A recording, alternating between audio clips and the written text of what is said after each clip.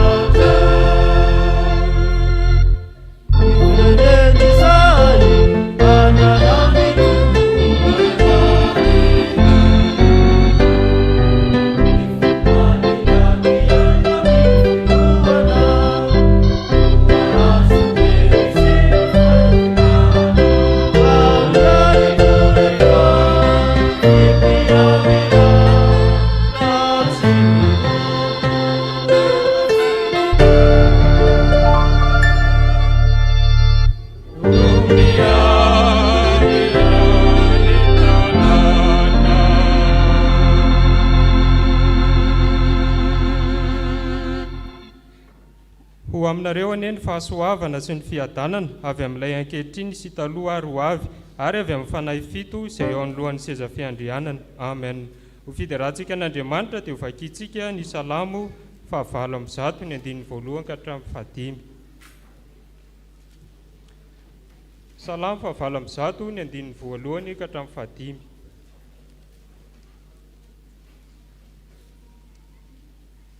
Vakiantsika mifandimby izany. Izao maka azy amin'ny anaran'i Jesosy. Andriamanitra, tafatoetra ny foko, hihira sy hankalazanao aho, izay no voninahitra ao.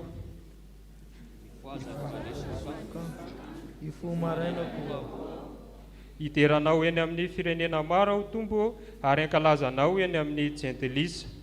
Remotra ny lanitra ny famondrafonao, ary mipaka eny amin'ny rano ny fahamarina. Misy andratany ambony lanitra ianao Andriamanitra, ary aoka hoe ty ambony tany rehetra ny voninahitra ao. Amen. Ataontsika ny hira 100 ny andininy voalohany, ny 2 ary ny 3.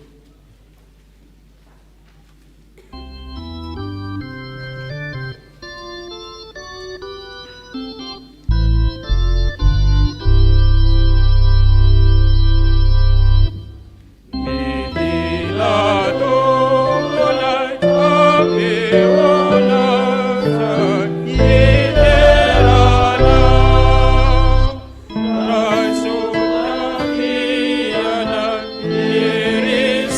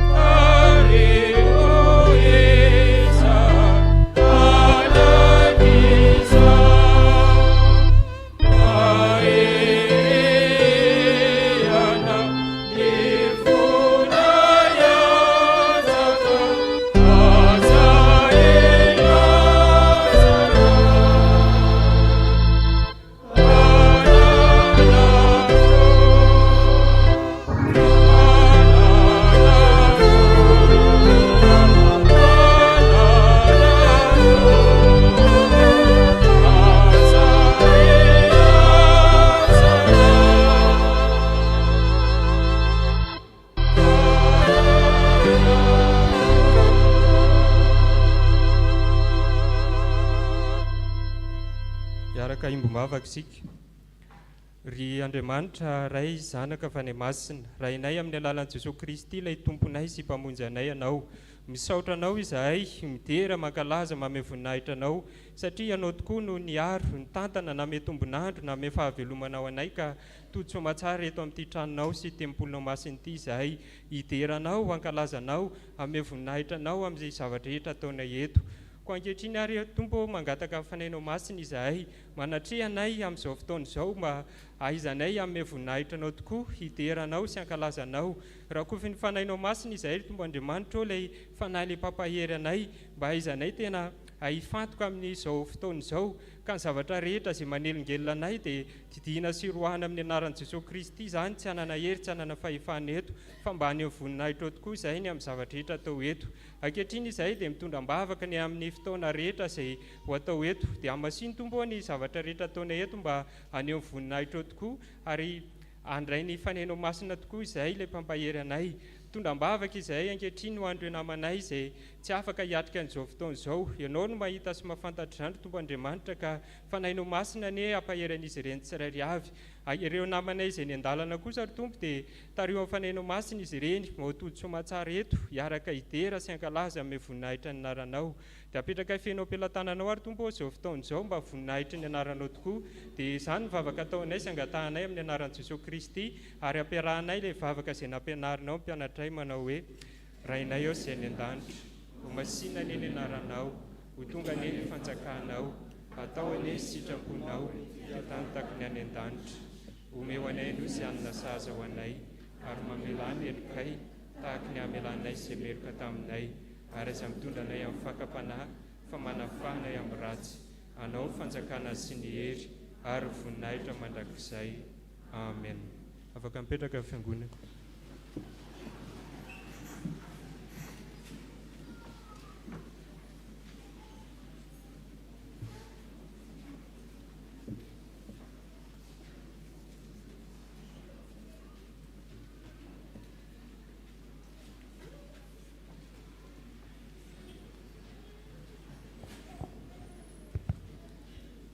Angatahana ny sekoly alahady rehetra sy ny mpampianatra hitsangana.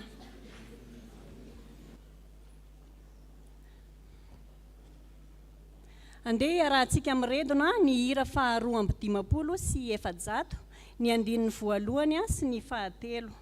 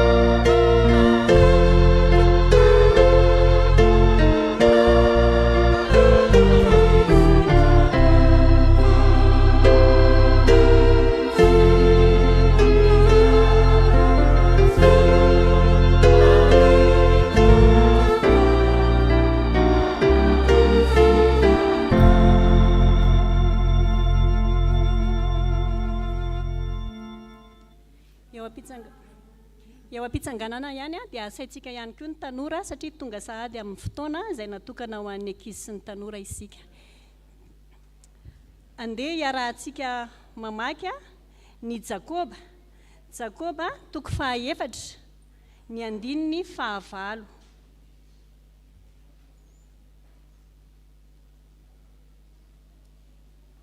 Jakoba toko 4, ny andininy 9.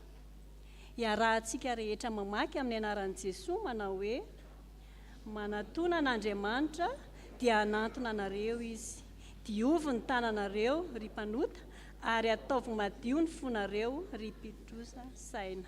Amen. Afaka mipetraka isika. Iombona amin'ny vavaka isika mialohan'ny andraisantsika hafatra ny amin'izay tenin'Andriamanitra izay. Vavaka isika tompoko. Ry Andriamanitra rainay eo, indreto izay tanora sy ankizy manana an'izao anjara fotoana izao. Dia aoka ny fananao masina ity ohatra ty anatinay tsirairay avy, ahafahanay mandray izay hafatra sahaza ho anay indray ny amin'ity maraina ity. Misaotra indrindra Jesosy zokinay eo. Amen. Inona no hafatra andeha ho raisitsika ny amin'ny alalan'izay soratra masina izay, dia andeha ho avohitra antsika amin'ny alalan'ny tantara izay ahafahantsika mandray tsara hoe inona ny hafatra tiana ho ampitaina.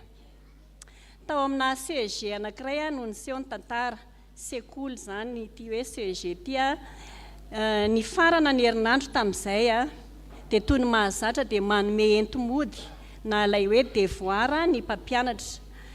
Dia zao nataon'ilay mpampianatra tamin'ny mpianatra hoe ity indray ny devoir hoentin'modinareo rakizy izay ho fitainareo tsara ary hoentinareo amin'ny alatsinainy aty an-tsekoly. Dia samy liana ny mpianatra ny andro ilay devoir omen'ny mpampianatra. Hoy ny mpanabe tamin'izay na ilay mpampianatra. Amin'ny latsinainy dia samy mitondra voatabia voafantina tsara avokoa ianareo. Ilay voatabia farany tsara sy vaventy indrindra reny ireny no entina ty ampianarana. Dia zao ny isany dia ataovy toy ny isan'ny olona izay tsy tianao indrindra ka mampivoto ny fonao atao ampianarana. Zay ny isan'ilay voatabia hoentinareo aty rehefa amin'ny latsinainy. Dia tonga ny fotoana ny alatsinainy zany dia samy mitondra ny voatabia ny mpianatra tsirairay avy, taony na vesatra be taony maivamaivana, nisy ihany koa nefa ny tsy nitondra. Dia niteny ilay mpampianatra hoe hitako fa samy nanao devoir avokoa nareo rehetrarehetra. Dia zao samy manisy marika ny voatabiany ary dia asy famantarana hoe ity ilay ianina, ity ilay ianina, ity ilay ianina. Dia zao rehefa vita ny marika dia samy mampirina ny azy indray dia entina indray reny rapitso. Dia gaga teo ny mpianatra hoe inona ary ty ataony mpampianatra. Dia toy izay hatrany nampanovin'ity mpampianatra ity mandra-pahatonga ny faran'ny herinandro dia ny andro zoma zany.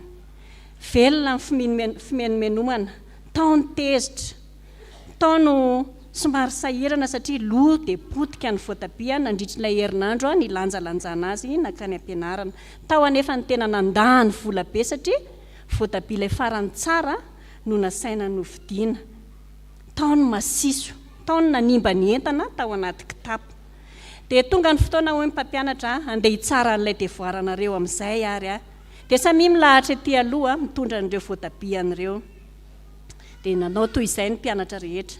Fa indreto nisy mpianatra anankiefatra tsy nitondra ninina izy nakeny aloha dia nanontany ny mpampianatra ary nakaiza ny enti-modinareo menada? Dia tsy mba manana olona ankahalainy izay tompoko dia tsy mba nitondra voatabia. Dia nanontaniana indray ilay anankiroa hafa dia ozy nitondra ihany izay raha misefa rehefa tonga ny alarobia dia narianay satria nasiso be ny kitaponay izay nitondranay azy. Eny ara hoy ilay mpampianatra, voaray ny devoir ka izao ny valiny omeko anareo. Izy menada ilay voalohany sy faharoa reto no tena mahay mamela heloka indrindra aminareo. Izy mianada ilay faharoa kosa, fahatelo sy fahefatra kosa dia madio fo izy satria tsy mba nanana fahavalo izy ary mahatsiaro izy hoe tokony hamela heloka dia andao ariana ireto voatabia reto tamin'ny andro fahatelo.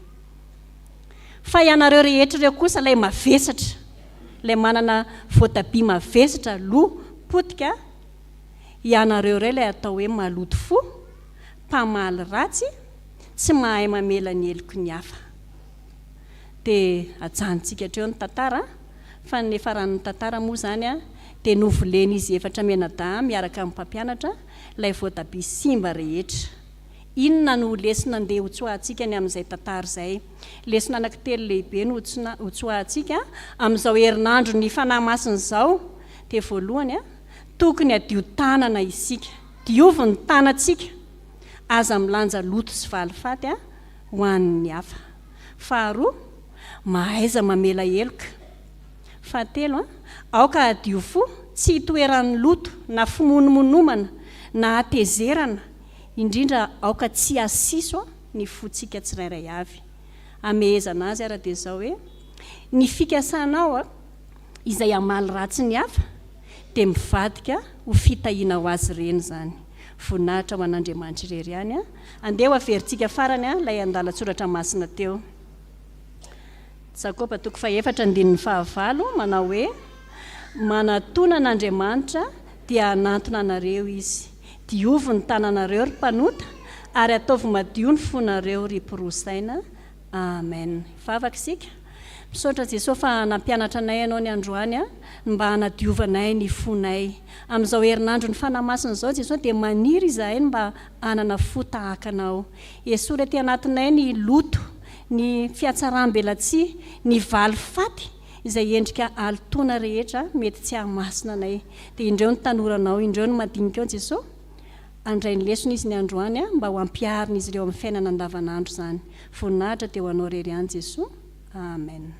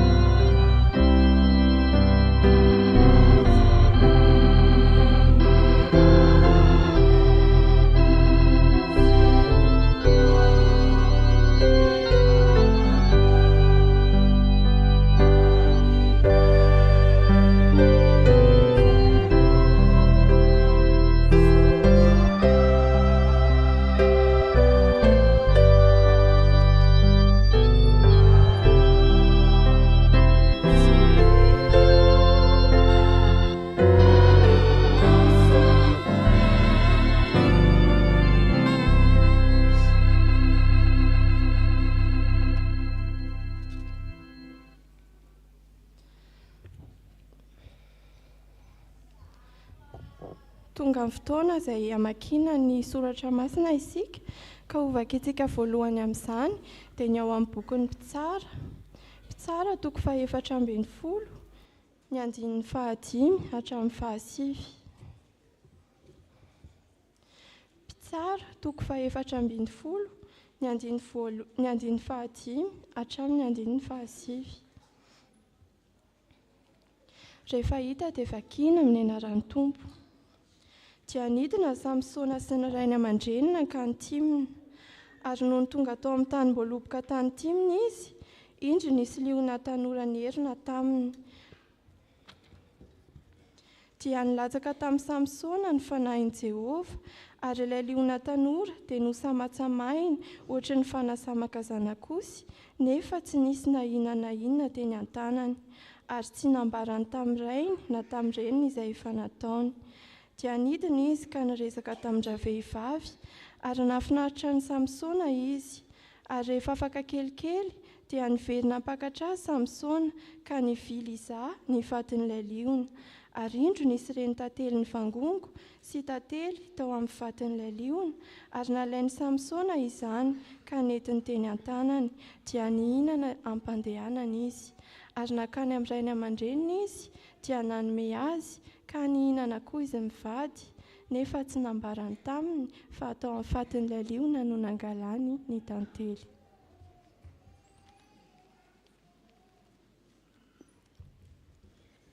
Epistily ho an'ny Galatianina, toko 9, andininy 1 ka hatramy 10. Galatianina, toko 9, andininy 1 ka hatramy 10. Amin'ny anaran'i Jesosy, ry rahalahy, raha misy olona azony hotatsinay aza, dia atsanganinareo izay manana ny fanahy amin'ny fahamorana izy, ka miheverana ny tenanao, fandrao ianao koa mba halaim-panahy ihany.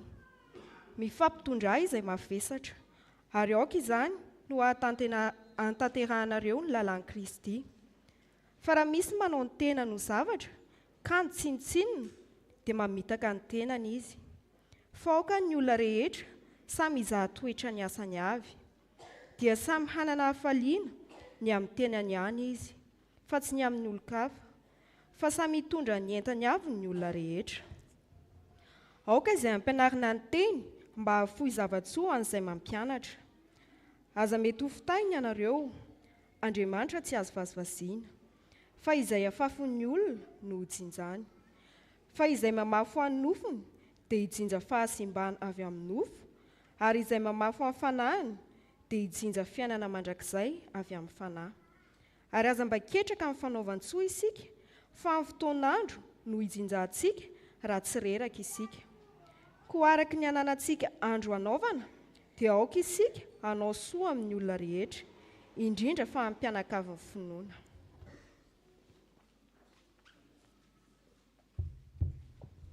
Iaraka hitsangantsika tompoko hitsenan'ny filazantsara. Filazantsara araka ny Jaona, toko 9:10, andininy 5 ka hatramin'ny 9:10. Filazantsara araka ny Jaona, toko 9:10, andininy 5 ka hatramin'ny 9:10. Fa ankehitriny makany amin'izay naniraka aho, ary tsy misy aminareo manontany aho hoe ankaiza ianao? Fa satria nilaza izany taminareo aho, dia hivontona alahelo ny fonareo. Fa izao milaza ny marina aminareo, mahatsara anareo ny fialako. Fa raha tsy ala aho, dia tsy ho avy atsy aminareo ny mpananatra. Fa raha handeha aho, dia hiorahako atsy aminareo izy. Ary raha tonga izy, dia ampiaiko izao tontolo izao ny fahotana sy ny fahamarinana ary ny fitsarana.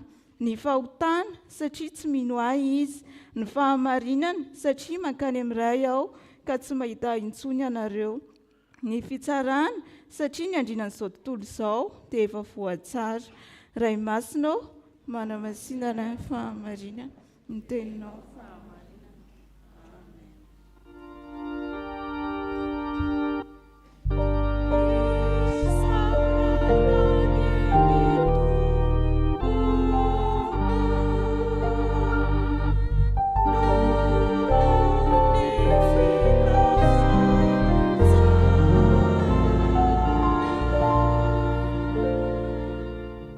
araka vavaksika tompoko saotranao zay tompo fa mbola afaka namaky sy ny ainy ny teny soratra masina izay avy aminao saotranao fa mbola afaka miaina amin'izany ankalalahany izahay ary ankehitriny tompoko raha anazava izany aminay mpanomponao dia mangataka fanahy masina izahay fa ianao nefa fanahy masina no ampiteny azy arak'izay sitraponao ho anay izay miainy koa dia angatahanay aminao fanahy masina mba ho azonay tsara izay afatra tianao ambara aminay ary mba tena aina ho anay tokoa izany sady fahasalamana ho an'ny nofinay rehetra dia mamindrafo aminay amin'ny tsy famendrehanay rehetra dia amin'ny anaranao masina Jesosy Kristy tompo nanaovanay mivavaka amen.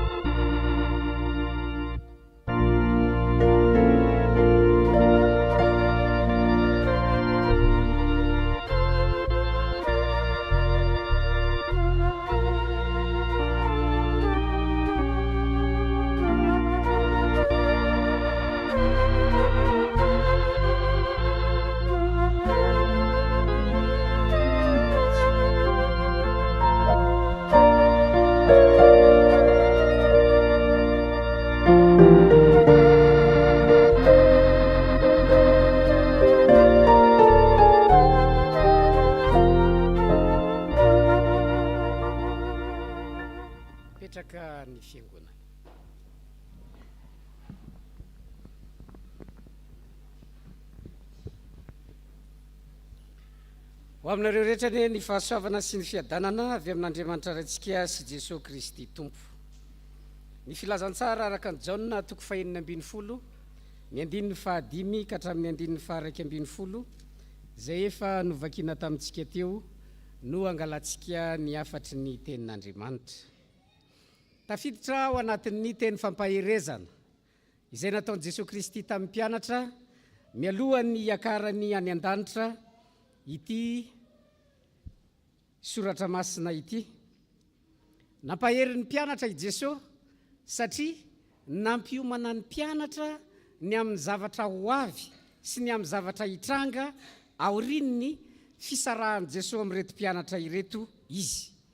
Rehefa jerena tokoa mafimafy ihany ilay zavatra izay nambaran'i Jesosy Kristy satria nambaran'i Jesosy fa hisy ny fanenjehana mafy an'ireto mpianatra ireto ary tsy vitan'izay fa ireto olona izay manenjika an'ireto mpianatra ireto aza dia hieritreritra fa manao fanompompivavahana amin'Andriamanitra izy rehefa manisy ratsy an'ireto mpianatra ireto.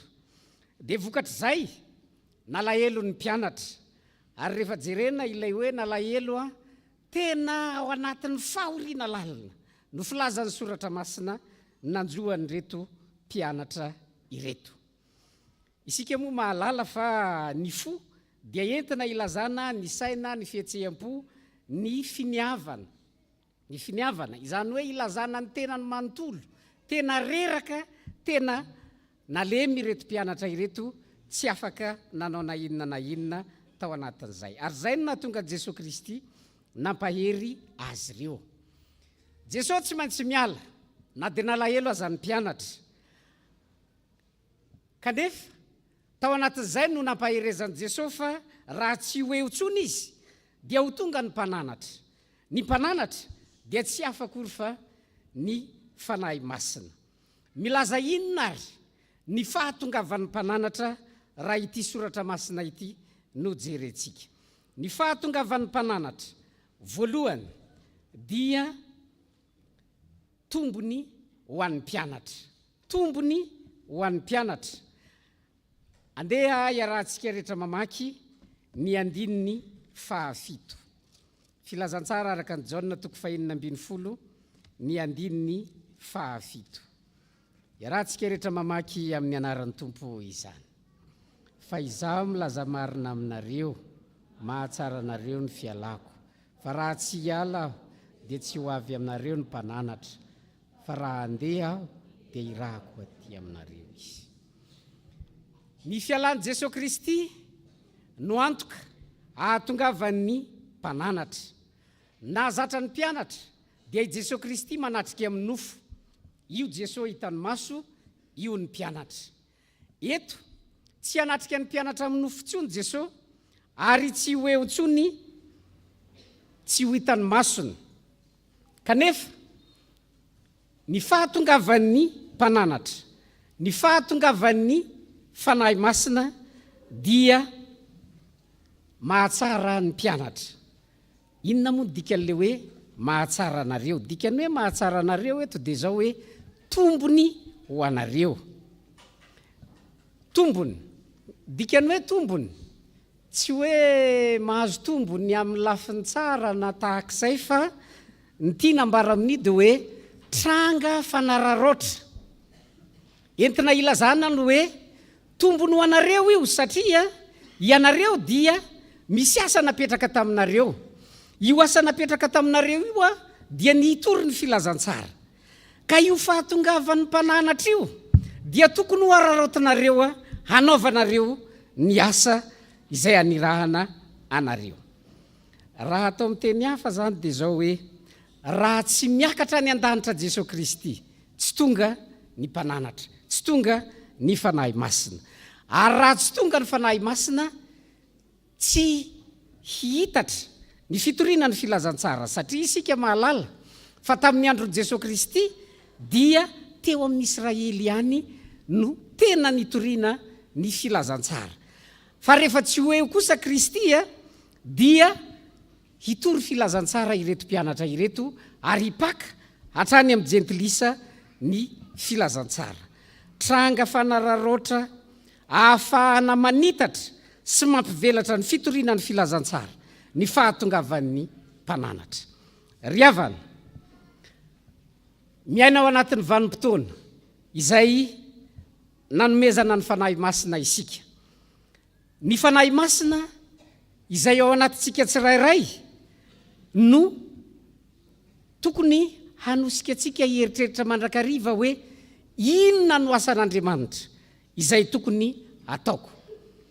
Haintsika ve ny manararoatra fa efa ao anatintsika ny fanahy masina maika anao ny asan'Andriamanitra isika.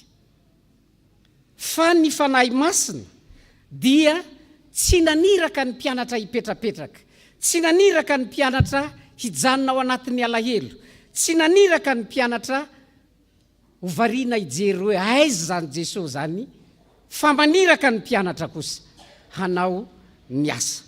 Mandrakariva matsy ry havana, indraindray tsika mieritreritra hoe efa nandray ny fanahy masina, eny ary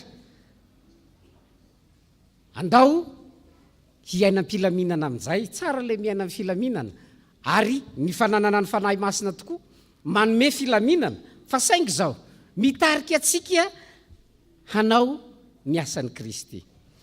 Tahaka ny nalahelovan'ny mpianatra tamin'ny fony manontolo, tamin'ny finiavana tao anatiny, tamin'ny tenany manontolo sy ny fihetsehampony, no tokony hanoloran'ny mpianatra ny tenany ary ahatsapany fa tombony lehibe ho azy.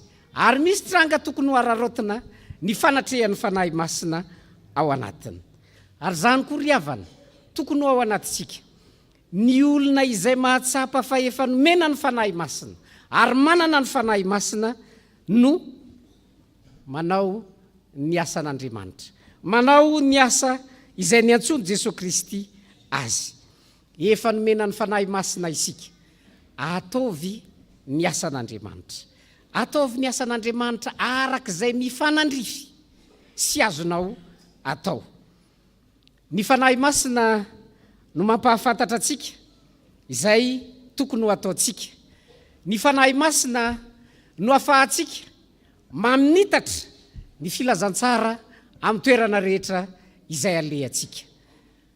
Andehantsika mba hieritreritra, handinika hoe rehefa mandeha any amin'ny toerana maro samihafa tsika, amin'ny toerana izay misy atsika, efa mba mitory ny filazantsara tamin'ireny olona maro samihafa mifanerasera amintsika ireny ve isika. Na dia teny indray mba havamonja, efa mba nitaona ny olona ho ao amin'i Jesosy Kristy ve isika, ahatonga ny olona hanaiky fa io tokoa ilay mpamonjy. Tranga fanararoatra ny fananantsika ny fanahy masina. Toa milaza zany fa rehefa tsy manao ny asan'Andriamanitra ny olona, tsy manambaran'i Jesosy Kristy ny olona, nefa izy milaza ny tenany ho manana ny fanahy masina, toa manala sala ny fananan'izany olona zany ny fanahy masina. Mampianatra antsika ny tenin'Andriamanitra eto. Andeha isika hanararoatra ny fananantsika ny fanahy masina ao anatitsika. Ny fanahy masina maniraka atsika hifaly hanao ny asan'Andriamanitra, ary maniraka atsika hanitatra ny fitoriana ny filazantsara. Fa izany ny tombony ho atsika amin'ny tsy fanatrehan'i Jesosy Kristy amin'ny nofo amin'izao andro ivelomantsika izao. Zavatra faharoa ambaran'ny soratra masina amintsika eto dia izao: ny fahatongavan'ny mpananatra dia mandresy lahatra ny hafa, mandresy lahatra ny hafa. Hitantsika zany eo amin'ny andininy fahavalo. Ndeha rahantsika rehetra mamaky ny andininy fahavalo, filazantsara araka ny Jaona 9:40. Ny andininy fahavalo iarahantsika rehetra mamaky amin'ny anaran'ny Tompo. Raha tonga izy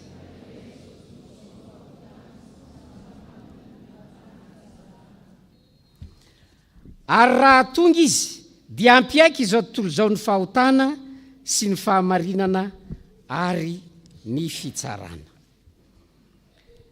Ny mpananatra araka ny dikateny dia fantatsika fa azo adika hoe mpisolo vava.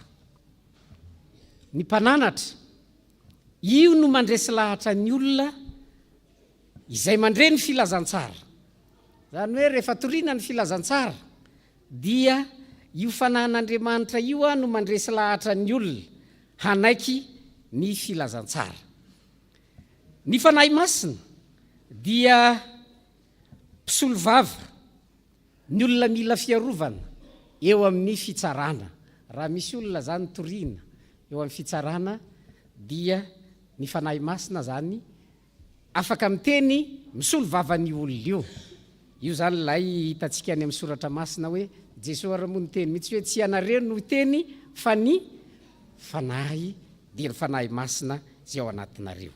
Mpisolo vava raha teo amin'ny olona tsotra, olona eny amin'ny fiarahamonina, olona tsy mino, dia io mpananatra io no mampahatsiahan'ny olona amin'ny teny aminy hoe tandremo fa ratsy ity zavatra eritreretinao atao ity. Zany hoe ny fanahy zany eo dia miteny amin'ny olona hoe misy ratsy tianao atao, dia miteny ny fanahy hoe aza manao an'izany fa ratsy zany. Ny fanahy masina ihany koa na ny mpananatra mpisolo vava miaro ny mpino, ho tombotsoan'ny mpino. Zany hoe amin'ny asa rehetra izay ataon'ny mpino, amin'izay zavatra rehetra ataon'ny mpino, miasa ny fanahy masina. Ary zany mahatonga Jesosy miteny eto hoe rehefa tonga ny mpananatra hampiaiky izao tontolo izao ny fahotana. Ny fiekenkeloka, ny fiekena fahotana no fiandohan'ny finoana, fiandohan'ny fidiran'ny olona ao anatin'ny finoana. Rehefa hiteny zany ny olona hoe manomboko zao dia anaiky ho isan'ny kristianina, dia manaiky ny fahotany aloha izy hoe mety izy ka tokony ho diovin'ny Kristy. Ary zay no ilay hoe miaiky ny fahotana, satria ny olona izay tsy mbola niaiky ny fahotana dia mitovy amin'ny olona izay tsy manaiky fa i Jesosy Kristy no ilay mpanavitra. Olona izay tsy mbola mila mpanavitra izy, fa rehefa tonga amin'ny fotoana izay atsiarovana fa mpanota izy dia mila an Jesosy Kristy izany olona zany, ary mila ny mpanavitra. Ny fahatongavan'ny mpananatra ahatonga ny olona hanaiky fa i Jesosy no fahamarinana. Tsy misy olona afaka manamarina sy marina amin'ny tenany eo anatrehan'Andriamanitra. Jesosy Kristy no manamarina ny olona eo anatrehan'Andriamanitra. Ka raha misy olona milaza fa manana ny marina kanefa tsy araka ny Kristy, dia mpandainga izany olona izany. Fa ny olona izay manana ny fanan'Andriamanitra, manana ny mpananatra, izany olona izany no manaiky fa Jesosy Kristy ilay fahamarinana, Jesosy Kristy ilay marina. Satria Jesosy Kristy no ilay marina dia manatona an Jesosy Kristy. Ho avy ny fotoana izay hanatrehana ny fitsarana. Rehefa hiatrika ny fitsarana ny andrian'izao tontolo zao, araka ny filazan'i Jaona azy, dia ho tsaraina eo anatrehan'Andriamanitra. Ka ny olona izay tsy nino an Jesosy Kristy dia hiara ho tsaraina amin'ilay andrian'ny izao tontolo zao. Inona ary no lesona ho atsika araka ty soratra masina ty? Ny fahatongavan'ny mpananatra dia mandresy lahatra ny olona izay mandreny filazantsara fa Jesosy Kristy no mpanavitra. Raha miaino ny toriteny, raha miaino ny fampianarana, raha miaino ny filazantsara ny olona anankiray, ianao no teny sy mampianatra azy, ianao no laza ny am Jesosy Kristy reny olona io. Raha manaiky olona io, tsy isika akory no inona, tsy ianao le niteny akory no mahay sy mafy, fa ilay mpananatra nananatra sy nampianatra ary nanitsy ilay olona. Raha atao miteny hafa zany dia zao hoe ny anjarantsika dia ny miteny sy mampahafantatra ny olona an Jesosy Kristy, mitory ny filazantsara. Fa isika dia tsy miantoka ny finoany olona io. Raha mino izy dia no ny asan'ny fanahy masina. Raha tsy mino izy, tsy ny aino ny feon'ny fanahin'Andriamanitra izay. Ary zany no tokony ho eritreretiny mpitory filazantsara. Ny adiditsika zany dia ny mitory ny filazantsara, satria izay no napetraka Jesosy Kristy tamintsika tsirairay, ary tsy maintsy manao izantsika no ny asan'ny fanahin'Andriamanitra izay miasa ao anatitsika. Fanjaran'Andriamanitra ny mandresy lahatra ny olona amin'ny alalan'ny fanahiny, amin'ny alalan'ny mpananatra. Raha manaiky olona io dia ny haino feon'ny fanahy izy, raha tsy manaiky izy tsy ny haino ny feon'ny mpananatra. Raha hitarina lavidavitra kokoa dia zao, ny mpitory filazantsara dia tsy miantoka ny finoan'ny olona na hino izy na tsy hino. Ny mpitory filazantsara dia tsy hiantoka hoe tokony hino amin'izay ianareo satria be zay filazantsara efa nitoriana taminareo zay. Tsy zany no asan'ny mpitory filazantsara, fa ny asan'ny mpitory filazantsara dia manambara amin'ny olona Jesosy no Kristy, Jesosy no mpanavitra, Jesosy no mpamonjy. Asan'ny fanahy izay miasa ao anatin'ny olona sisa no mandresy lahatra azy, ary adidiny mandray fanapahan-kevitra na hanaiky izy na tsia. Iza moa no mpitorin'ny filazantsara? Ny mpitorin'ny filazantsara ne tsy hafa fa ny fiangonany. Isika fiangonana no mpitory filazantsara sa tsy zany? Ny fiangonana no mitory filazantsara. Andeha aritsika hieritreritra ny amin'ny fomba filazan'ny olona. Fomba fitenin'ny olona dia zao hoe raha mijery ny isan'ny olona izay miditra ao am-piangonana dia tokony ho feno filaminana sy fiadanana ity tany ity. Fa maninona ary tsy misy filaminana? tsy miadana ny tany. Inona ny antony? Satria tsy ny haino ny fandresen-dahatra izay nataon'ny mpananatra ny olona. Tsy ny haino ny feon'ny mpananatra, tsy ny haino ny feon'ny fanahy masina tamin'ny tenin'Andriamanitra izay reny sy noraisiny ny olona. Dia vokany, na dia efa nandre ny filazantsara, efa nandre toriteny, efa nandre fampianarana maro samihafa azan'ny olona, dia mbola ny ataony ihany no ataony. Ny antony tsy tonga amin'ny ambaran'i Jesosy Kristy eto ny olona hoe tsy miaiky ny fahadisoany, tsy manaiky ny fahamarinana, ary mieritreritra izy fa tsisy zany fitsaran'Andriamanitra zany. Ary zany no ampaherezana atsika ho atsika izay isan'ny fiangonana, adiditsika amin'ny toron'ny filazantsara, fa nitakiany soratra masina amintsika, takiany ny tenin'Andriamanitra amintsika, hatray zany fihainonao, ny feon'ny fanahy, feon'ny mpananatra, izay mananatra anao sy miteny aminao eo amin'ny fiainanao andavanandro. Mahatsapa ve ianao fa mifanaraka ianareo sy ny fanahy? Tsara ny fiarahamonina izay misy eo aminareo sy ny fanahy masina. Ary zany no tokony ho eritreretintsika, mampieritreritra ny voalazan'ny bokin'ny epistily. Rehefa mijery ny bokin'ny Galatiana teo tsika, dia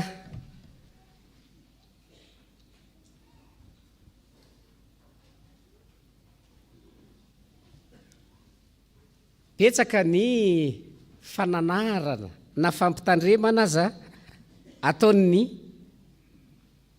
soratra masina eo. Andeha moa jerentsika ny andininy voalohany, Galatiana 5:9.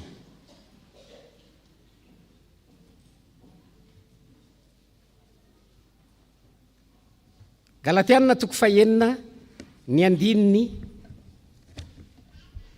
voalohany. Iarahantsika rehetra mamaky amin'ny anaran'ny Tompo izany. Rahalahy,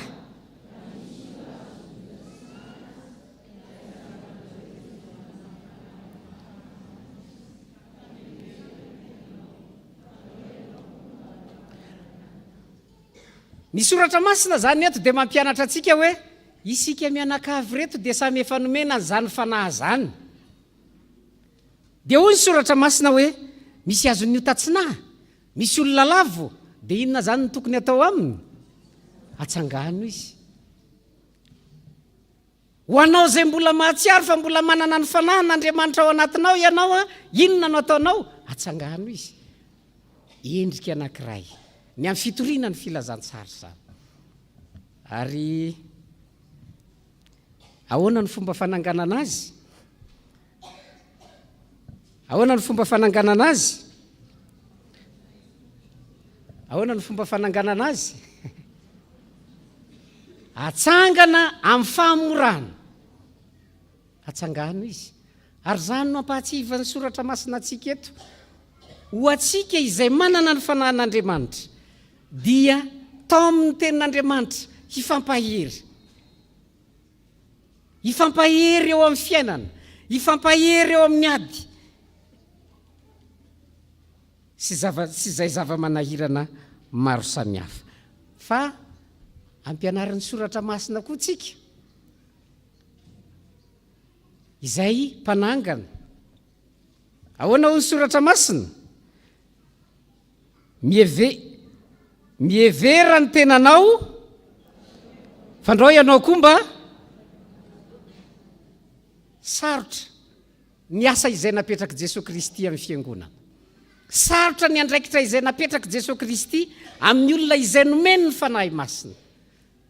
Ny antony dia zao, voadiso kely dia alaim-panahy dia lavo. Ary zany ry havana no ampaherezan'ny soratra masina atsika. Ny fanahy masina no tokony ho ao anatintsika tsirairay. Ary mila miaino ny feon'ny fanahy masina itsika. Ary rehefa miaino ny feon'ny fanahy atsika, dia tao amin'ny tenin'Andriamanitra, hiray fo, hiray saina, mba hahafahantsika mifampahery ao anatin'ny zava-manahirana. Mila mitandrina isika ao anatin'izany ary mila mahay miaino ny feoan'ny fanahy izay miteny amintsika mba tsy ho sanatry ilay namantsika izay natsangatsika satria lavo izy ndray no hiteny amintsika hoe iny ary mba miseho azy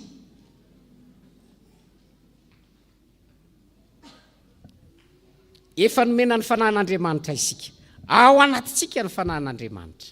Io fanahin'Andriamanitra ao anatitsika io dia mila miteny amintsika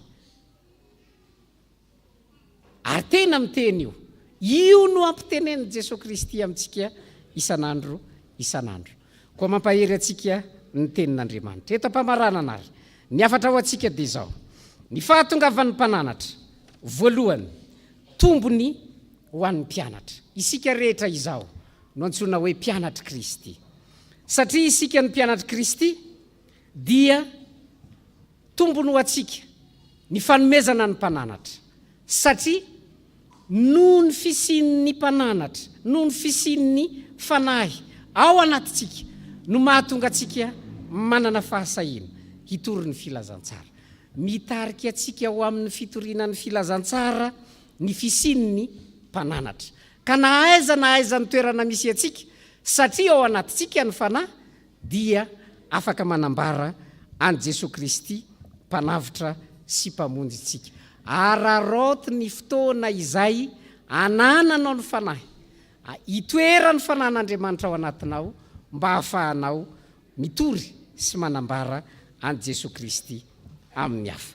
Ny fahatongavan'ny mpananatra dia mandresy lahatra ny hafa. Ny hafa eto dia tsy izy akory fa ny olona izay mandre ny filazantsara. Rehefa toriana ny filazantsara, tsy noho ny amin'ny ataon'ny olona no mampahomby ny fitoriana ny filazantsara, fa noho ny ataon'ny fanahy masina izay miasa ao anatin'ny olona izay mandre ny amin'ny Jesosy Kristy. Ny fanahy masina no mahatonga ny olona hiaiky ny fahadisoany, hanaiky an Jesosy ilay fahamarinana, ary indrindra hieritreritra mandrakariva fa ho avy tokoa ny fotoanandro izay hiverenan'i Jesosy Kristy. Ka raha ho avy Jesosy Kristy hitsara ny velona sy ny maty, dia tsy maintsy miomana amin'izany izany olona izany, ary ny fiomanana amin'izany dia tsy misy afa-tsy ny fanekeny fa i Jesosy Kristy no mpamonjy sy mpanavotra azy.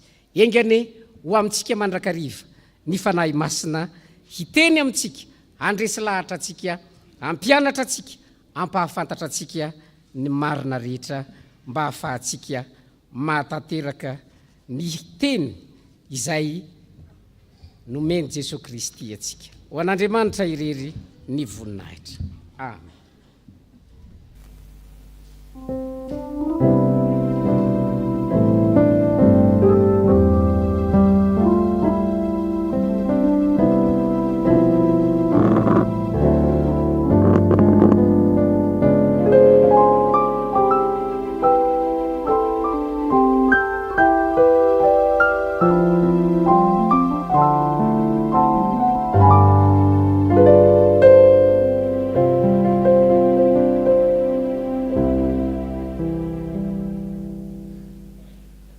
Ivavaka isika. Ry Andriamanitra fitiavanao, fitiavana ianao ka tsy mitsahatra manambara ny sitraponao aminay. Mampahery anay fa ny fahatongavan'ny fanahy masina ilay mpampianatra dia tombony ho anay mpianatra. Tombony ho anay mpianatra satria amin'ny fanatanterana ny asa izay nanirahanao Jesosy dia ny fitoriana ny filazantsara, dia izy no mitarika anay.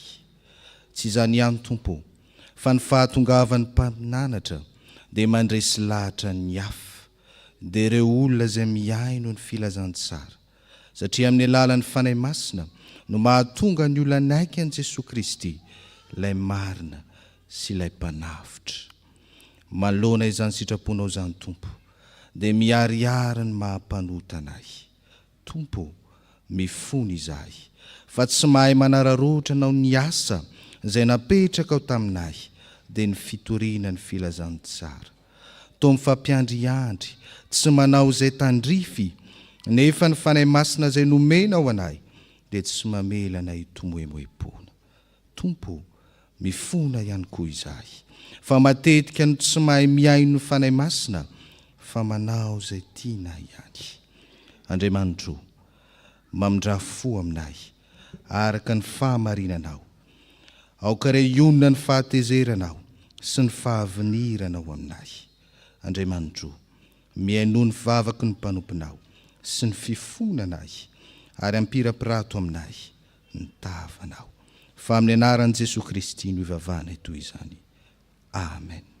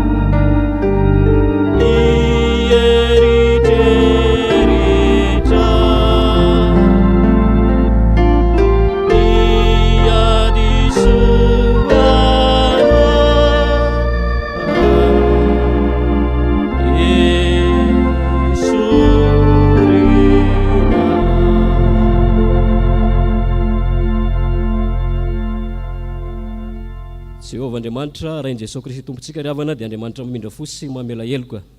Koa andehitsika rehetra hitsangana handray ny teny famelan-keloka izay omen'ny Tompo ho antsika. Hoy Jehova amintsika manao hoe: indro ny tanan' Jehova tsy fohy fa mahavonjy, ary ny sofiny tsy lali-dalovana fa mahare. Raha izao Jehova dia ny fanekeko, dia izao ny fanekeko aminy. Ho fafazako rano madio ianareo dia adio, dia no afaka amin'ny fahotanareo sy ny faholotonareo. Ary ny rano Jesosy Kristy zanany no manadio atsika ho afaka amin'ny ota rehetra. Koa ambara amin'ny finoana riavana fa voavelany heloka rehetra no ny anaran'ny masina. Aleluia, amen. Sambatra ny olona izay voavelany helony sy voasarona ny fahotany. Sambatra ny olona izay tsy sain'i Jehova heloka ary tsy misy fitaka ny fanahiny. Amen. Iraisika ny voalahatra 720 sy 700.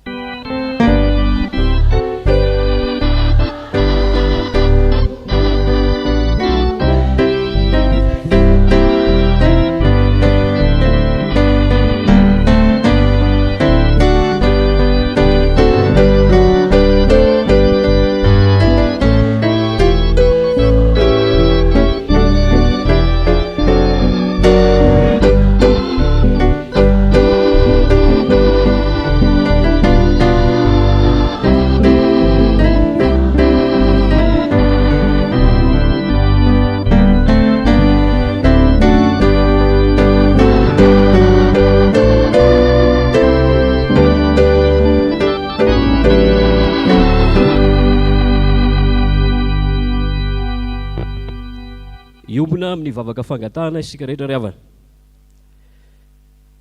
Ry Andriamanitra rainay tsara indrindra, misaotra anao zay ny amin'ny ty fotoanan'io ty zay nampitombonao ny fahasoavanao taminay tsiraray avy, indrindra ny teninao na ho an'ny ankizy na ho annay lehibe ho an'ny fiangonana manontolo. Manoloana izany ry Tompo Andriamanitra dia ny fanahinao tokoa ny hanome hery anay tsiraray avy, mba ahatonga izany fanahinao zany ho iseho eo amin'ny fiainanay ary hanananay tombony tokoa, satria ny fiangonana no manohy ny asan'ny mpianatra, ny fiangonana no mijoro amin'ny fampianaranao Kristy, ka araka ny teny nomenao anay dia tombony ho an'ny mpianatra ao zany, mba ho tombony ho anay rehetra ihany koa Andriamanitra ao amin'ny fijoroanay vavolombelonao, na amin'ny teny na amin'ny asa. Ny fijoroanay vavolombelonao eto amin'izao fiangonana nametrahanao anay izao, ny fijoroan'ny sampana ho vavolombelonao amin'ny sehatra samy hafa izay nametrahanao azy, ary indrindra ho fijoroanay vavolombelonao amin'ny fiarahamonina, ny firenena ary indrindraindrindra ny ankohonanay. Noho izany ry Tompo Andriamanitra dia ankinina aminao ny ahasoa hatrany izao fiangonana izay efa nametrahanao ny anaranao izao, ka tsaronay ambavaka ny mpitandrina, ny filoha sy ny braon'ny fiangonana, ny lolona sy ny diakona, ny sampana sy ny fikambanana rehetra, ary izahay kristianina tsiraray avy, na ny eto amin'izao tranonao zao, na ny manaraka amin'ny tambazotra, na ny any amin'ny mpitandranomasina any Jesosy, dia samy ho fenoan'ny fanahinao ho amasinina Andriamanitra, satria izany no namafazanao taminay tsiraray avy, ka manana ny fahamasinana sy tianao iaina ny fahadiovanao izahay. Ankinina feno ampelantananao Andriamanitra ny atrehan'ny fiangonanao manontolo izao herinandro ny fanahy masina izao eo ambany fahasoavanao, eo ambany fandaminanao Andriamanitra, koa ankinina feno ampelantananao ny fandaminana rehetra ny fikasan'ny fiangonana, mba isehon'ny voninahitra ao Andriamanitra amin'izay rehetra tanterahana. Ankinina aminao Andriamanitra ihany koa ny iainanay hatrany eo ambany fahasoavanao, ny andehananay amin'ny fahatahorana anao Andriamanitra amin'ny androm-piainanay manontolo, dia izay rehetra mahasoa anay Andriamanitra ankinina aminao, ny marary amindrano foa satria ny diakapoka taminao no efa nanasitrananao anay. Ireo manana olana amin'ny endry samy hafa ihany koa, na olana eo amin'ny fiarahamonina, na olana eo amin'ny fitsarana, na olana eo amin'ny fifandraisana amin'ny fianakaviana sy ny havana, ninninona karazan'olana Jesosy, dia ianao Andriamanitra no hitary-dalana ny mpanomponao mandrakariva ao amin'ny fahamarinana. Ianao Andriamanitra no hanome ny mpanomponao ny rariny hatrany ary ampitoetra anay rehetra amin'ny fiadananao. Ny fanomezan-tsoa rehetra ho ny teninao dia avy aminao Andriamanitra, rainy fahamarinana. Koa izany no angatahanay ho anay rehetra izay tonga eto, na ny lehibe na ny kely, ny ao anatin'ny asa, ny ao anatin'ny fianarana, dia samy androtsahanao zany fitahinao zany avokoa, ka samy tsisy ho diso anjara izay rehetra tonga eto, tsy ho tahaka ny diranay teto no hivoahana eto, fa olona hitombo fitiavana, finoana, fanantenana, ary indrindra hitombo amin'ny tahotra sy ny fahamasinana izay ampianaranao anay. Ankininay aminao Andriamanitra ireo mpanomponao izay manavao ny fanoloran-tenany, misaotra anao Andriamanitra noho ny fitantananao azy ireo, dia ny mpanomponao izay nomenao fahasalamana ny taranany, ny zanany, ny zafikeliny, eo ihany koa izay mangataka izany fahasalamana izany eo aminao Andriamanitra, dia amindranao fo izy ireo Jesosy ary arotsao amin'izy ireo hatrany ny haben'ny fahatsaranao sy ny fiadananao. Meo ihany koa ny mpanomponao izay misaotra anao Andriamanitra ary mbola te hisaotra anao mandrakariva amin'ny androm-piainany manontolo, ka mivavaka ho an'izany mpanomponao zany zay mba hiarovanao sy hitantananao ny ankohonany hatrany, tahaka izay efa nitantananao sy nanomezanao fahombiazana azy ireo. Misaotra anao Andriamanitra ihany koa ny mpanomponao, satria ny mahatsiaro fa naneo zava-mahagaga teo amin'ny fiainany ianao Andriamanitra, koa tehirizo amin'ny finoana sy ny fivavahana aminao hatrany izany mpanomponao zany. Izay rehetra ihany koa ry Tompo Andriamanitra ay, na dia tsy ny lobava teto anatrehanao aza, dia fantatray fa efa nomenao izay rehetra fantatrao fa mahasoa sy mahatsara anay. Mety betsaka ny zavatra tsy takatry ny sainay, dia arotsay aminay araka ny haben'ny famindramponao zany ry Andriamanitra rainy Jesosy Kristy Tomponay, dia ilay nampianatra anay hivavaka manao hoe: rainay ao izay ny an-danitra, ho amasinina ny anaranao, ho tonga anay ny fanjakanao. atao aniny sitraponao ety an-tany tahaka ny any an-danitra omena aniny anina saza ao anay ary mamelany elokay tahaka namelanay izay meloka taminay ary aza mitondra anay mifakapanahy nafanay miratsy anao ny fanjakana sy ny hery ary voninahitra mandrakizay amen.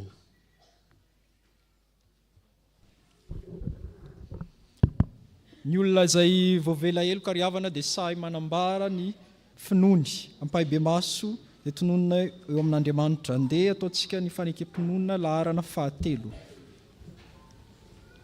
Isika rehetra miara manao hoe mino an'Andriamanitra tsy toa izay mpanao ny lanitra sy ny tany. Andriamanitra dia fanahy, Andriamanitra dia fitiavana, Andriamanitra dia manjaka hatramin'ny taloha indrindra ka ho mandrakizay. Andriamanitra dia mampiseho ny fitiavana antsika fa mivonymbola mpanota isika dia maty hamonjy antsika i Kristy. Mino an'i Jesosy Kristy zanany ray tokana tompontsika ao. Tonga izy hitady sy hamonjy ny very. Izy ny lalana sy fahamarinana ary fiainana. Izy dia tsy miova ho maly sy anio ary mandrakizay. Mino ny fanahy masina aho. Izy no manambara ny fanahitsika fa zanak'Andriamanitra isika.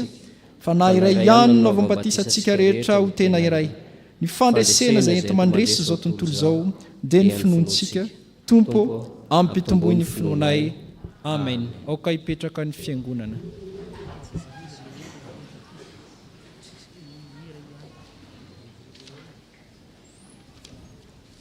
Mira fa 770 ny andiny voalohany sy ny andiny faharoa no ataontsika dia hitsangana ity anoloana ireo ray aman-dreny anolotra ny zanany andray ny sakramentan'ny batisa. 770 ny andiny voalohany sy ny andiny faharoa.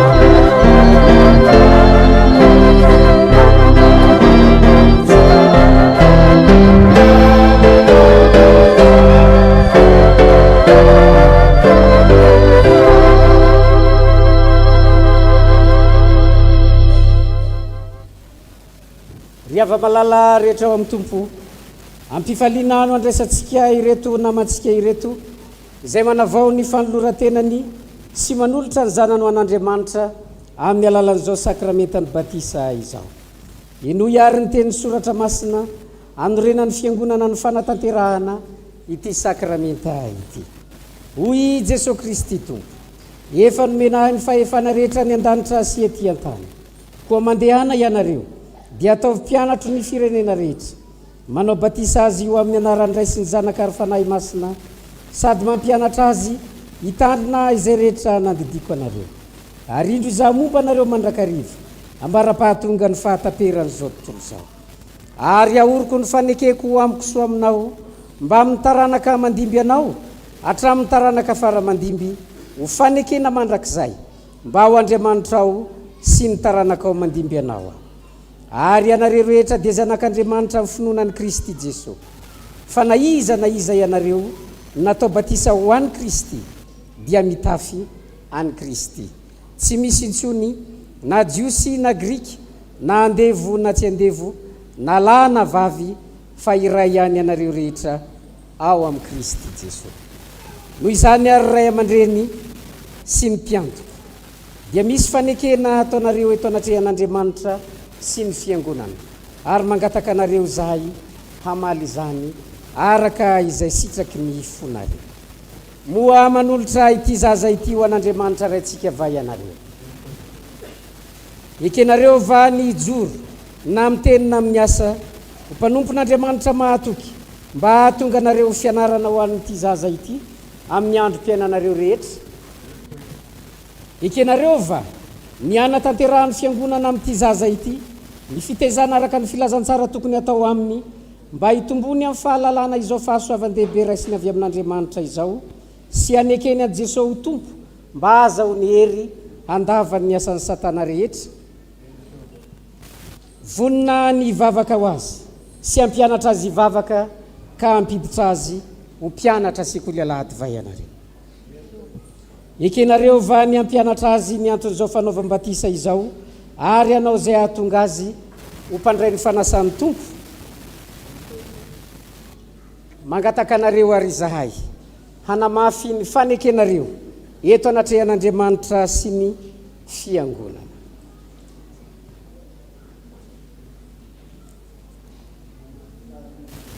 Andriamanitra raintsika izahay ekenay ny joro na amin'ny teny na amin'ny asa ho mpanompon'Andriamanitra matoky mba tonga anay ho fianarany zanakay amin'ny androm-piainanay rehetra. Ekenay ny hahatanterahany fiangonana amin'ny zanakay ny fitezana rehetra araky ny filazantsara tokony atao aminy mba hitombony amin'ny fahalalana izao fahasoavan-dehibe raisiny amin'ny avy amin'Andriamanitra izao sy anekeny an Jesosy ho tompo mba azahoany hery andava ny asan'ny satana rehetra. Vonina ny ivavaka ho azy sy ampianatra azy ivavaka ka ampiditra azy ho mpianatra sekoly alahady izahay. Ekenay ny ampianatra azy ny anton'izao fanaovana batisa izao ary ezahanay ny taona azy ho mpandray fanasan'ny tompo. Ny herin'Andriamanitra no ankinanay hahatanterahanay izany. Amen. Efa ren'Andriamanitra ny fanekenareo matoky azy hanampy anareo amin'izao andraikitra masina nekenareo zao izy fa ny heriny dia tanterahana amin'ny fahalemena. Isika fiangonana Koriavana dia tompon'andraikitra eo anatrehan'Andriamanitra amin'ny zaza rehetra efa noraisitsika. Aokary isika hiara-hitsangana hivavaka.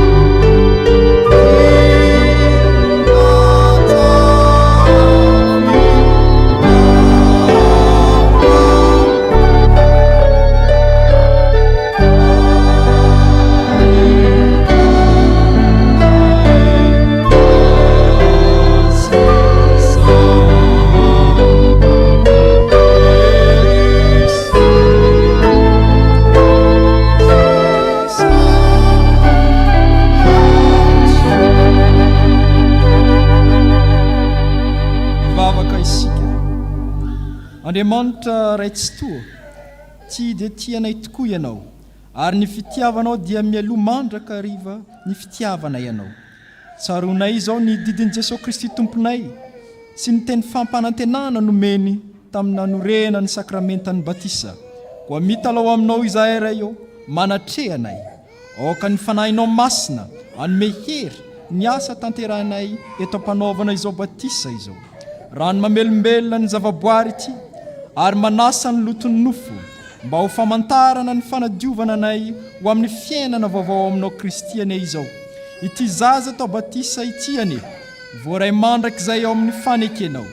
Ampita fio ny zanakao izy ary ampiray endrika aminy no ny asa amin'ny fanahinao masina mitarika azy isan'andro ho amin'ny voninahitra mandrakizay.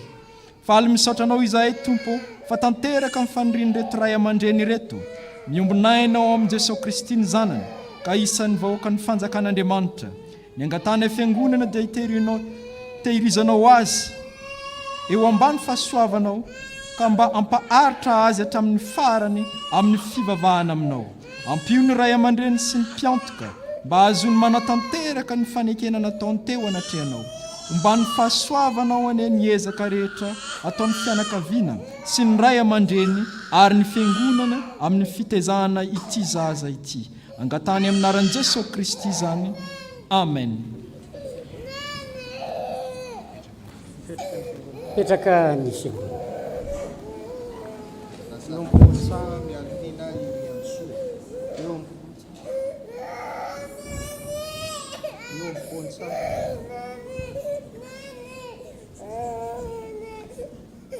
Razafindratrifa mialtina iriantsoa. Zaho manabatisanao ho amin'ny anaran'ny Ray sy ny Zanaka ary ny fanahy masina.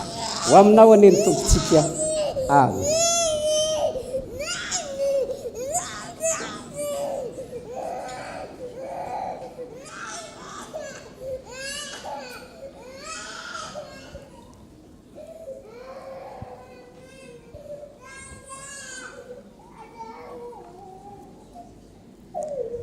Hoy ny teny fanomezatoky avy amin'ny Tompo.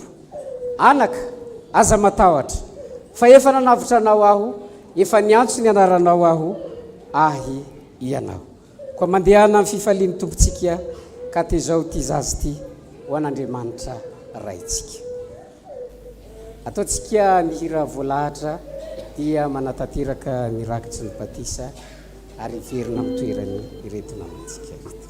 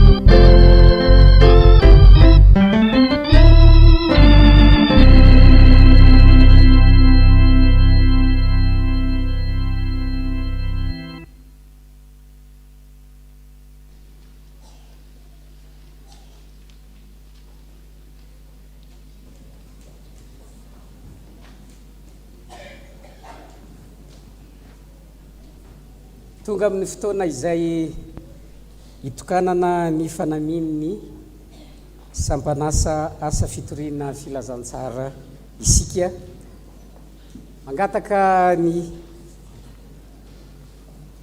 feonkira avy amin'ny mpitendry zava-maneno dia hiakatra ety anoloana izy ireo.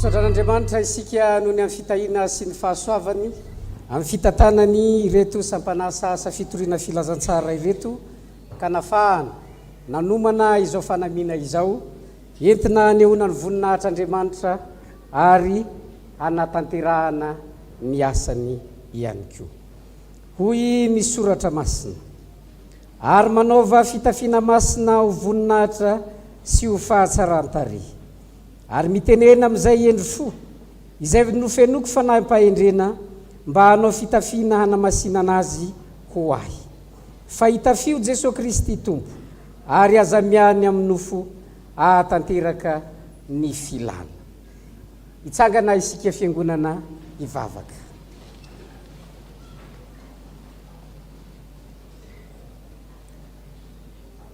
Andriamanitra tomponay io mideranao zay mankalazanao misaotranao manome voninahitra anao no ianao ny antso sy ny fidy reto mpanomponao reto hanatanteraka ny asa fanompona eo anivon'ny sampanasa asa fitoriana ny filazantsara petraka eo am-pelatananao izy ireo ianao no homba ny asa izay ho tanterahany ianao no hiaraka aminy ianao ihany koa no hanamasina azy ny fanahinao masina ny ampiteny azy amin'ny toerana rehetra izay alehany ka izay rehetra mandre ny filazantsara tonono ny vavan'izy ireo dia handray ny herin'ny fanahy masina ka ho resy lahatra hiaiky ny fahotany hanaiky fa ianao Jesosy Kristy ny mpamonjy sy mpanavotra azy indrindra hiandrandra ny fiverenanao Jesosy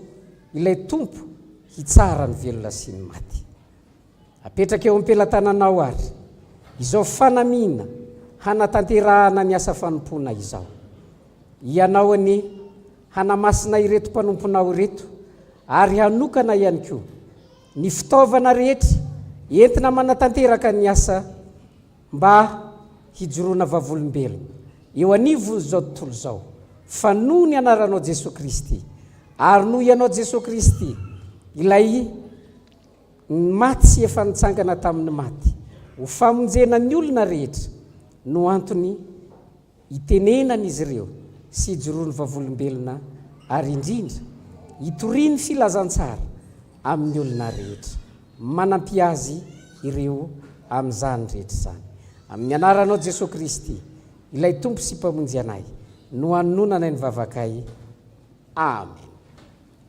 Petraka ny fiangonana.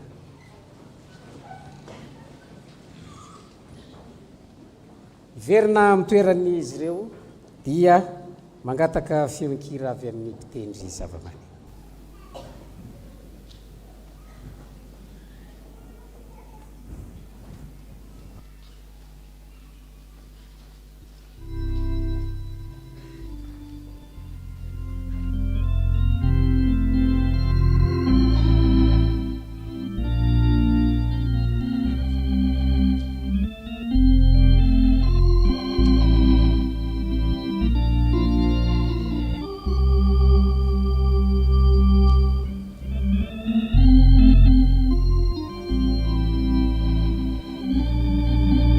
Eo amin'ny fotoana ilazana ny vaovaon'ny fiangonana isika mangataka ny tompona andraikitra amin'izany hanatanteraka izany.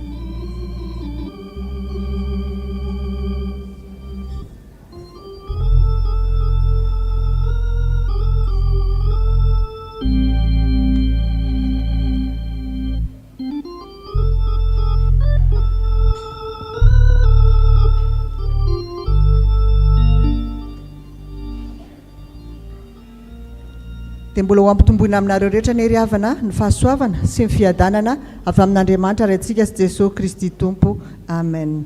Toy izao indray vaovao iray izao marain'izao taratasy avy any ivelany fiangonana Jesosy Kristy eto Madagasikara komity pirenena miady amin'ny sida sy ny valanaretina miorena tsara aza miova Korintianina voalohany toko 5:20 ny andininy 7:50 ho an'ny mpitandrina sy ny biraon'ny fiangonana ary ny fiangonana manontolo eto amin'ny chapelle militaire Ampaibe. Ny antony fanentanana ho an'ny fanaovam-bakisiny faobe momba ny polio ho an'ny zaza latsaky ny 5 taona. Tompoko, ampitombona aminao ny fitiavana omeny Jesosy Kristy Tompo. Tsapa fa mbola tsy foana ny polio eto amintsika, sady nisy fahatsapanatranga hita taona 2023 teo, fa tsy misy fanafana raha tratry ny polio ny olona iray. Ny vaksiny ireny ihany no fanefitra mahomby indrindra sy azo antoka. Noho izany dia manao ezaka fanaovam-baksiny fao be hiadina amin'ny lefakozatra na polio ho an'ny zaza latsaky ny 12 taona mandritra ny 4, 5, 9 ary 17 Mey ho avy izao ny ministera amin'ny fahasalamana sy ny distrika n'Antananarivo renivohitra, koa mangataka fiara-miasa amintsika fiangonana izy ireo. Manoloana ny zava-mitranga dia mahatsapa ny fiangonana fa asa vavolombelona tokony atao ny fanentanana ireo voaka-piarabelona amin'ny fanaovana vaksiny miady amin'ny polio. Ireo mpiasan'ny fahasalamana ireo dia hitetin'ny tokantrano tsirairay, ny fiangonana ary ny sekoly. Afaka ihany koa manantona ny CSP akaiky. Noho izany, manao izao taratasy izao izay biraon'ny KPMSV eo ambany fiahian'ny foibe FJKM, manentana antsika rehetra mba handray anjara sy hanampy ary anaiky ampitiavana ireo mpiasan'ny fahasalamana anatanteraka izany. Izany indrindra koa no faneom-pitiavana ho an'izay ho fitsimbianantsika ny fahasalaman'ireo taranaka. Maneho fisaorana mialohanareo noho ny fanekenareo ny fiara-miasa. Manao sini ny tonian'ny departementan'ny fiangonana Andriamatoa Robson Rado Mpitandrina ary ny filohan'ny KPMSV FJKM Andriamatoa Razafy Matratra Jean William Mpitandrina. Avy amin'ny mpitandrina sy ny biraon'ny fiangonana. Ny fitsangatsangana fiangonana amin'ny alatsinain'ny Pentekosta dia atao eny Carillon, toerana malalaka ministèran'ny jeunesse et sport. Ny fisoratana anarana dia atao any amin'ny sampana. Ho an'ireo izay tsy ao anaty sampana kosa dia ao amin'ny biraon'ny secrétariat. Misy teboka maromaro ry havana tiana tsindriana mahakasika izany. Misy ny fandraisana anjara arivo ariary isan'olona izay aloha eo am-pisoratana anarana. Rehefa isoratra anarana dia marihana tsara ihany koa hoe andeha fiara iombonana na tsy. Ny fandraisana anjara arivo ariary dia ho an'ny rehetra, na andeha fiara iombonana na andeha fiara manokana. Ny teke ho an'izay rehetra andeha kosa dia raisina amin'ny alahady heriny anio, amin'ny alahady Pentekosta izany ao amin'ny biraon'ny secrétariat. Tsara manamarika fa isy ihany koa ny fisavana ny tike eo amin'ny vavahady fidirana. Ao aorian'izao vaovao izao dia mbola isy ny fanentanana mahakasika izany. Ny herinandro fanahy masina dia manomboka anio hariva amin'ny 4 ora tolakandro izay iarahana amin'ny sampana sekoly alahady. Ny alatsinainy miaraka amin'ny sampana VFL manomboka amin'ny 9 ora hariva. Ny talata miaraka amin'ny sampaty manomboka amin'ny 9 ora hariva. Ny alarobia miaraka amin'ny safifa amin'ny 4 ora tolakandro, miaraka amin'ny katekomena sy ny dorcas kosa amin'ny 9 ora hariva. Ny alakamisy dia iarahana amin'ny fikambanan'ny diakonina sy loholona manomboka amin'ny 9 ora hariva ary misy ny fandraisana amin'ny fanasan'ny tompo. Ny zoma dia miaraka amin'ny STK manomboka amin'ny 9 ora hariva. Noho izany dia iangaviana ny sampana rehetra mba handray ny labozia ao amin'ny biraon'ny secrétariat rehefa mirava ny fanompoam-pivavahana anio. Marihana ho an'ny sampana rehetra fa anio ihany no fandraisana an'ireo labozia ireo.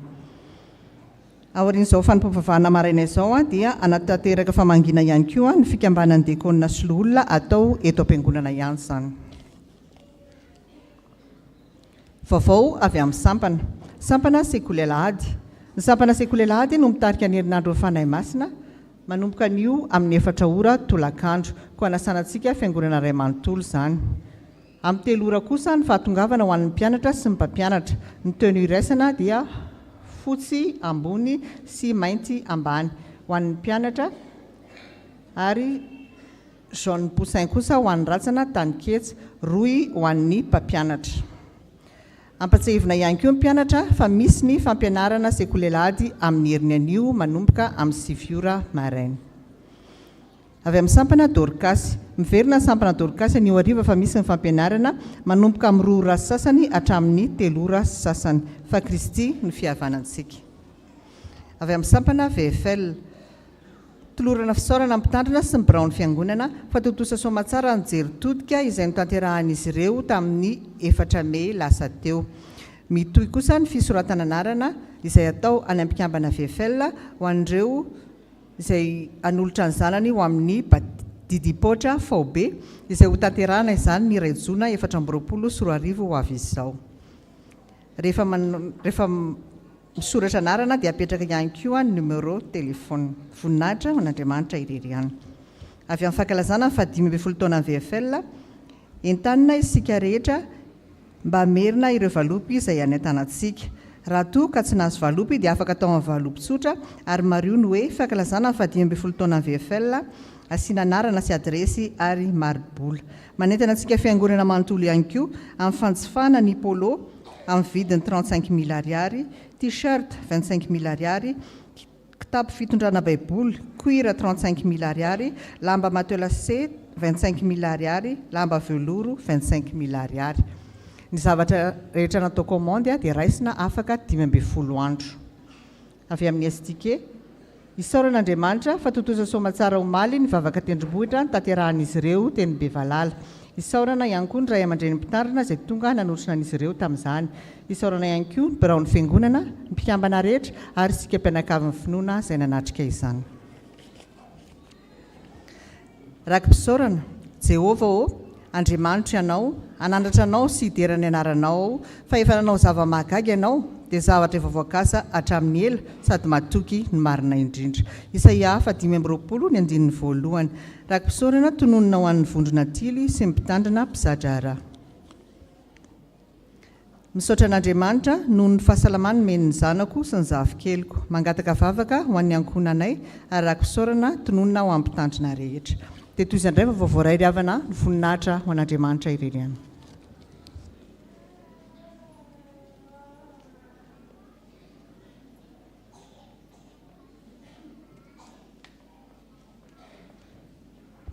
Miarabantsika mpianakavin'ny finoana, handray fitenenana foy aho ho fanentanana toy an'ilay fitsangatsanganana teo ny alatsinain'ny Pentecoste 2024 izao. Manentana antsika aho satria ny toerana hitsangatsanganana, aiza moa izy teo? Iny Carillon. Miavaka dia miavaka ty fitsangatsanganana lundi de Pentecôte raha oharina amin'ny isa-taona satria nahazo terrain manara-penitra tsika. Terrain synthétique zany le izy. Io synthétique io dia tsy azo hitondrana godasy fa tenisy, tsy azo anaovana tongotra fotsiny amin'izao koa nefa. Izany zavatra zany no azo dia misy olobe ato anatin'ny fiangonana mihitsy no ny fampiraraha amin'ny tompon'ny toerana. Manentana antsika aho satria hatramin'izao ritenenana zao dia eo amin'ny 20 eo ngamba rahabe indrindra no ny soratra anarana. Somary sarotra nefa raha hoe fiara valo no komandina tsika 20. Fa tiantoka ho amin'ny fiangonana tompoko ny manofa fiara vida ho any Carillon. Manentana antsika aho zany andao hifanaraka. Rehefa mirava eo dia mba maray isa farafaratsiny. Ny atsasa manila antsika mpandeha isa-taona no voarainay. Aza donoana ny 10 ariary miaraka amin'ny fisoratana anarana. Farany raha mbola tsy vonona androany farafatarany ny alarobia 15 may izao no fara fisoratana anarana. Ny aorinan'izay dia mianto tena. Saotra tompoka.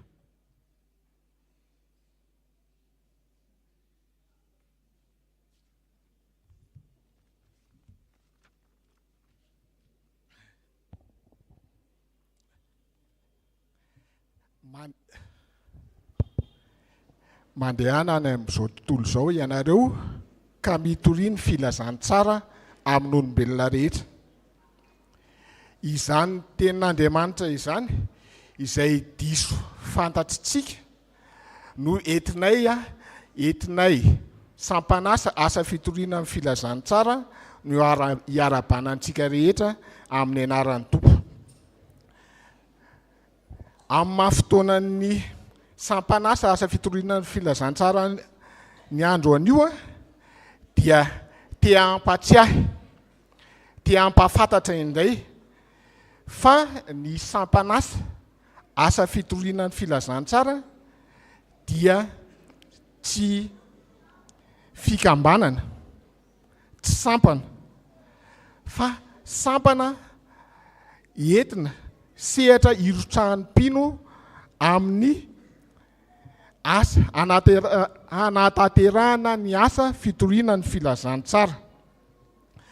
Arak'ilay teny izay novakiko teo aloha teo hoe mandehana any amin'izao tontolo izao ianareo ka mitoria ny filazantsara amin'olombelona rehetra.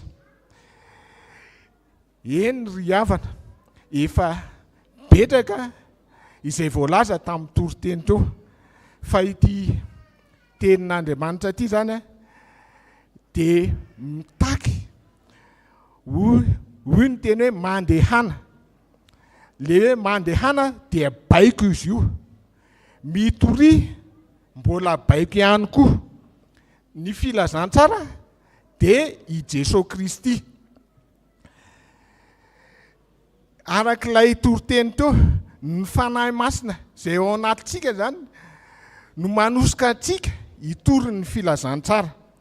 Zany hoe tsy maintsy mitory ny filazantsara izany tsika, tsy maintsy mitory an'i Jesosy Kristy. Ary iza moa ilay cible, iza ilay hotoriana, ilay hitoriana ny filazantsara. Ny olombelona rehetra no hotoriana ny filazantsara fa tsy ny ankohonantsika, tsy ankohonantsika irery ihany. Noho izany dia isika rehetra vita batisa dia tsy maintsy mitory ny filazantsara, mitory an'i Jesosy Kristy ary mitory ny famondren'i Jesosy Kristy. Devoara izy io, devoara ho antsika rehetra. Izany tsy maintsy atao. Arak'ilay efa nolazainy mpitandrina tamin'ny toriteny teo hoe isika fiangonana izany no AFF. Amin'ny maha AFF antsika zany dia manao ny asa. Dia ireto zany misy asa akin'ny tompo amintsika. Ny akaiky indrindra zao dia ny tafika masina anatiny. Izay tafika masina ho antsika ato am-piangonana. Misy taratasy izay ho zaraina amintsika, izay maniry ho tsidiana any tokantranony zany no mandray any taratasy. Dia izany taratasy izany averina amin'ny faran'ny volana Jona mba ahafahana manao ny fandaminana rehetra. Ny faharoa dia ny tafika masina lehibe izay anatananantsika ihany koa, izay atao any Ambalanirana, Tsiromandidy. Dia 15 ka hatramin'ny 20 ny volana Aogositra izy io no tanterahana any Ambalamirana, Tsiromandidy. Dia miandry antsika amin'io koa ny tompo. Ny fahatelo dia isaky ny alahady fahatelo ny fiarahamandinika ny soratra masina izay iarahana amin'ny mpitandrina, na mpitandrina eto an-toerana na misy mpitandrina avy any ivelany. Amin'izany fotoana izany koa lahady fahatelo no ianarantsika no mitarika fotoana mitory teny.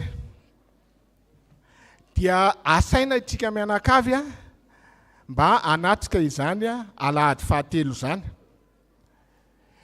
Ny fahaefatra dia misy mari-pahatserovana kely avy amin'ny AFF ho an'ny mpitandrina sy filohan'ny fiangonana.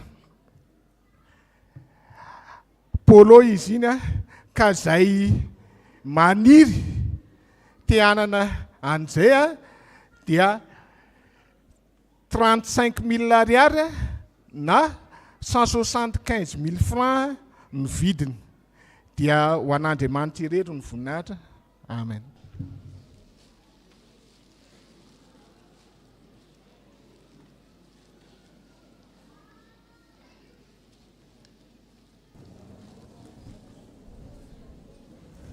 Sotra ny AFF nanome polo sy satroka.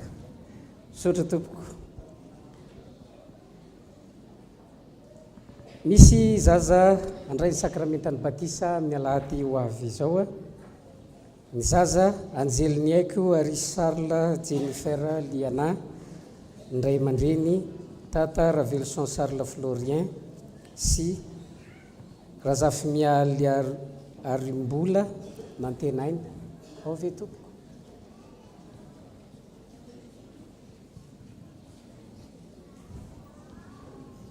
Ireto namantsika ireto ndray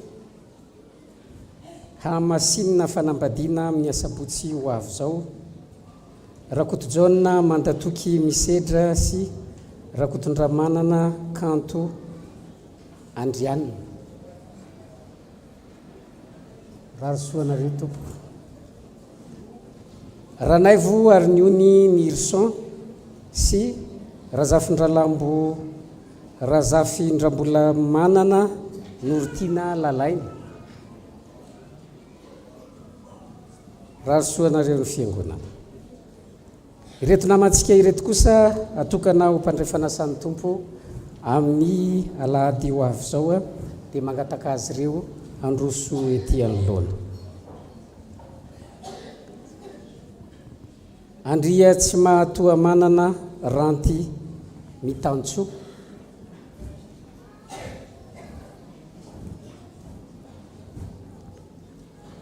Ramialy Arsona Antriniaina Mendrika.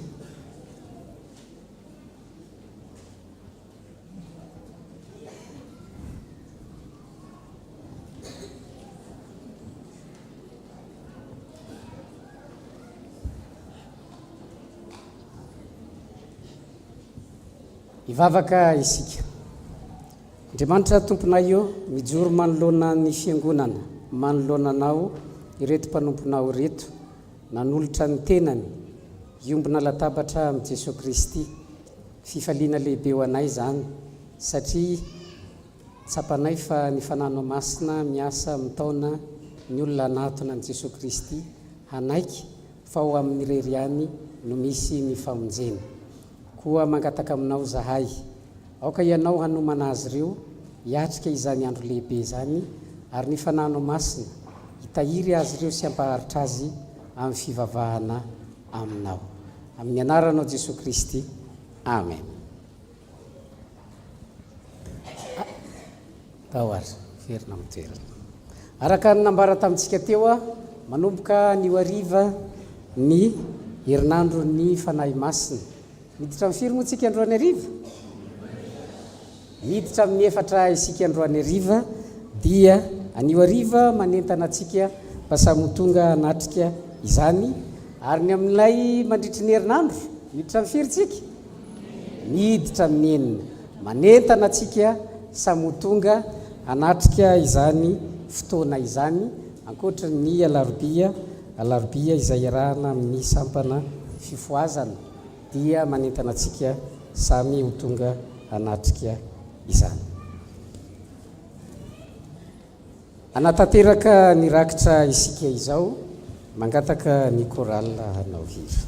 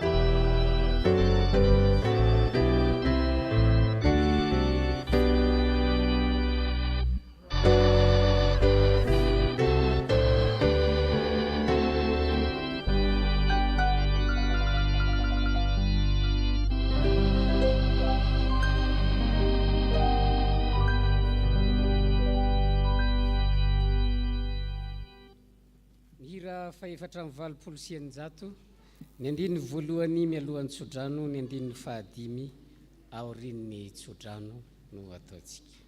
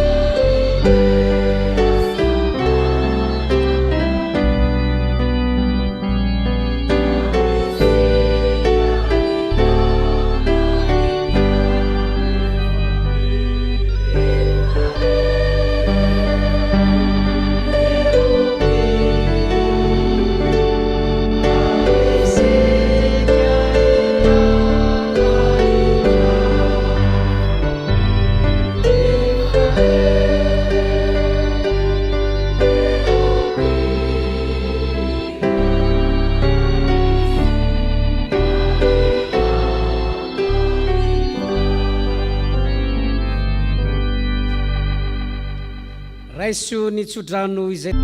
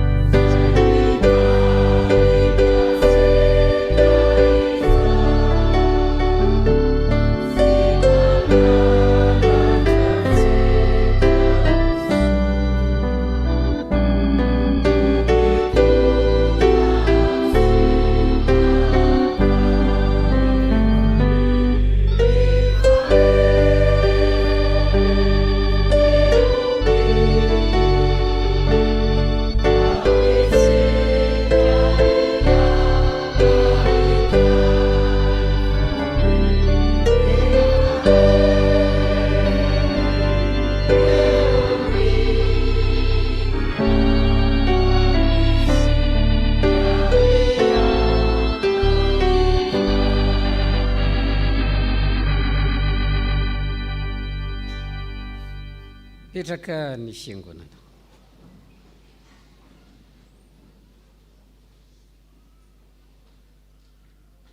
Ho an'Andriamanitra irery ny voninahitra amin'ny anaran'ny Ray sy ny Zanaka ary Amen.